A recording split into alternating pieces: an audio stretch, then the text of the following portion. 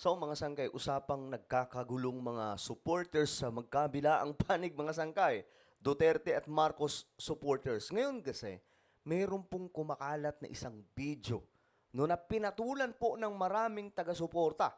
Ngayon mga sangkay, ang problema po sa video na ito po ay fake video na ginawa pong political rally. Naku, magugulat kayo mga sangkay, pag-uusapan po natin ito.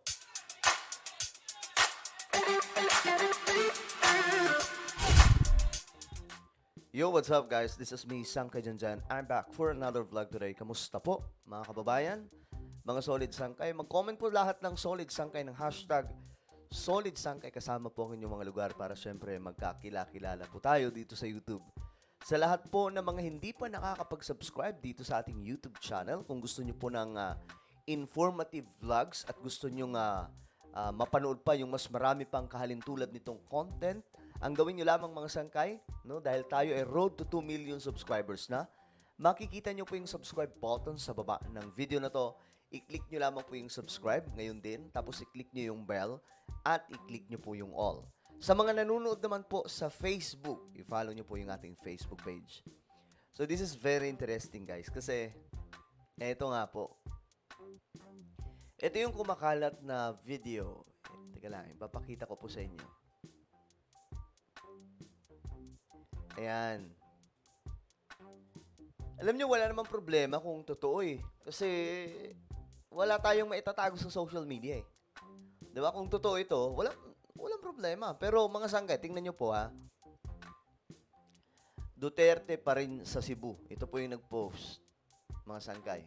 Ngayon, tingnan nyo po ito. Duterte pa rin ang tunay. Tingnan nyo mga sangkay ha. Kung titingnan nyo po yung video, marami po dyan nakataas yung kamay.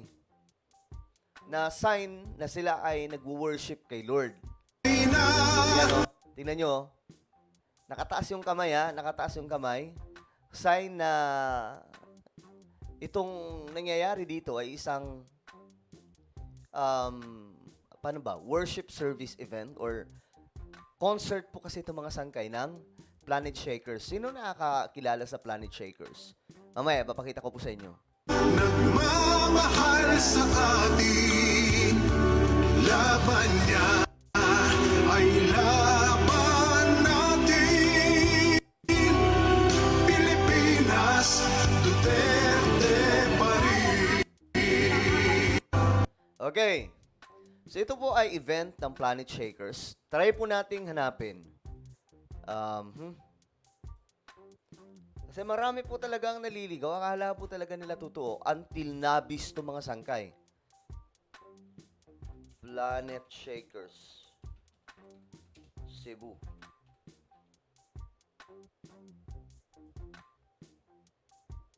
Ito yan mga sangkay, oh.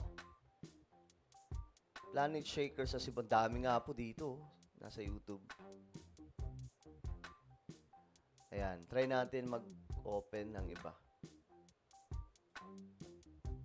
Ito yan mga sangkay, oh. Yan, oh. Yan po mismo yan. Yan yung event na yan.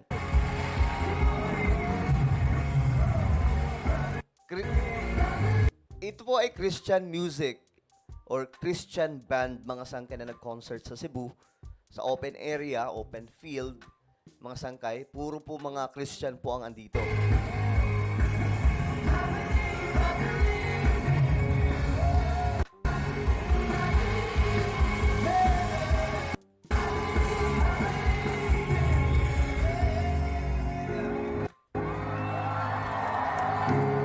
Oh, come on, Philippines, let's give it up for Jesus tonight! Okay, so ayan, mga sangkay, yan po yun. Marami pa po yan, Planet Shakers, ayan po. Ito po yung banda na ito. So, hindi po yun mga sangkay, isang political event, yung kumakalat sa social media. Ngayon, marami nga po ang nag-debunk dyan. Oh, syempre, kasama po tayo dyan. Ito, pinost po natin. Ayan, fake. Planet Shaker Cebu. Ayan po, February 25, 2024. Ito yung totoo. Ngayon mga sangkay, tingnan nyo. Ito yung kaparehas sa picture na sinama po sa video na shinare din po ni Jay Zonsa. Maraming nag-share nito mga sangkay. Sila Belhica at marami pa po ng mga supporters ng kabila. Ako walang problema dyan kasi this is politics, no? Ako mga sangkay, hindi po tayo magdidebunk ng hindi naman talaga kadibang-dibang. No, ito mga sangkay, kagaya po na ito, pinapakita lamang po natin. Kasi para po sa kaalaman ng lahat. O, ayan. Tapos, ang pinakalat pa po nila dito, 40 or 50,000 daw po supporters. Pero mga sangkay, yung totoong bilang, nasa 4,000 daw po. Pero, wala tayong pakialam doon sa bilang-bilang na yan. Kasi may totoong rally ni PRRD doon sa Cebu. Pero hindi po ito yun. Yun yung nakakalungkot kasi hindi po ito. Ayan o. Hindi po yan. Ayan o. Kita niyo yan mga sangkay. Hindi po kasi yan. Di ba?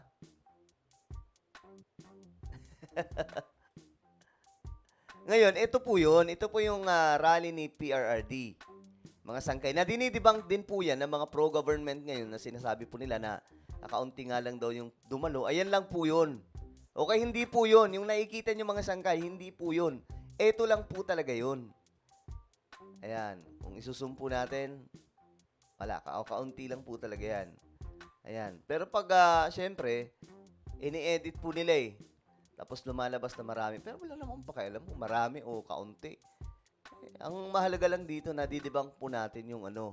O ngayon, mga sangkay, may nag-post na isang, I think, Facebook page or what, account ba to ng isang Facebook. Akala kasi nila, fake news ko yun, na pinost ko, actually marami namang nag-debunk noon. Ngayon, sabi po dito ng supporters nila, VP Sara, to all my fellow DDS, please post responsibly naman. Alam mo sa sarili mong fake yun, pero inedit mo pa talaga, for what? Para kumita ka? It's either di ka talaga DDS, nagpanggap ka lang para sirain kami or gusto mo lang talagang kumita. Yung inedit nitong Betchay V, I don't know kung ito ba yun? Iba na to. Iba yung nag-post. Kasi nagkapasa-pasa po yan eh. Yung intro ng video na inedit niya is fake. Planet Shakers concert ito. Pero the rest of the video is real from Cebu Rally. Talaga mismo. Walang masama sa gustong mag-content ng DDS BBM dito sa FB para kumita kayo. But stop posting fake videos para lang kumita kayo. You see? Oh. Sinaway po mismo sila mga sangkay. O, panoorin po natin. Ito po mismo yan, no?